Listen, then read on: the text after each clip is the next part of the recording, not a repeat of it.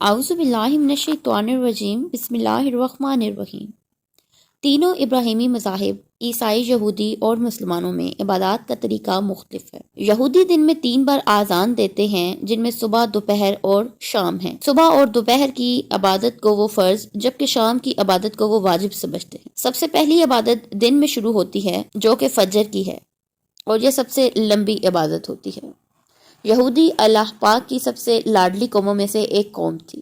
اس قوم کی طرف اللہ تبارک و تعالی نے 48 انبیاء کرام کو ان کی رشد و ہدایت کے لیے بھیجا۔ اللہ نے ان پر اپنے انعامات و کرامات کی بھرمار رکھی ہوئی تھی۔ اللہ نے اس قوم کو نہ صرف فرعون جیسے متکبر بادشاہ سے نجات دلوائی، بلکہ جب بنی اسرائیل تپتے صحرا میں راستہ بھول گئے تو بادل کا ایک ٹکڑا ان پر سایہ کیے رکھا، جو صحرا کی تپتی دھوپ سے 40 سال تک ان کو بچاتا رہا، اور ان کے لیے آسمان سے منہ سلوہ بھی اترتا تھا۔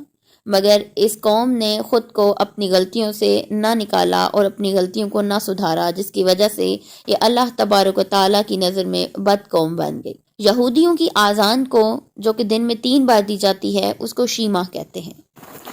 تورات کی کتاب استثنا کے باب نمبر 6 میں اس کا ترجمہ کچھ اس طرح سے موجود ہے: دائیں ہاتھ کو اپنی آنکھوں پر رکھو اور پکارو، او اسرائیل، اللہ ہمارا خدا ہے اور وہ ایک ہے۔ ہماری دعا ہے کہ خدا کی حکومت ازل سے ابد تک قائم رہے۔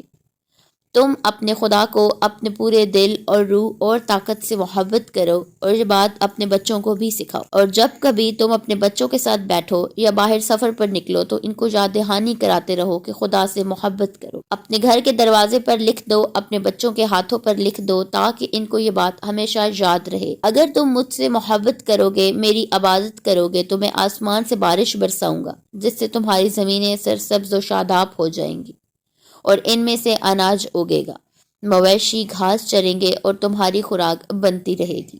اگر تم لوگوں نے میرے علاوہ کسی اور کو خدا پوجا تو میں آسمان کے دروازے تم پر بند کر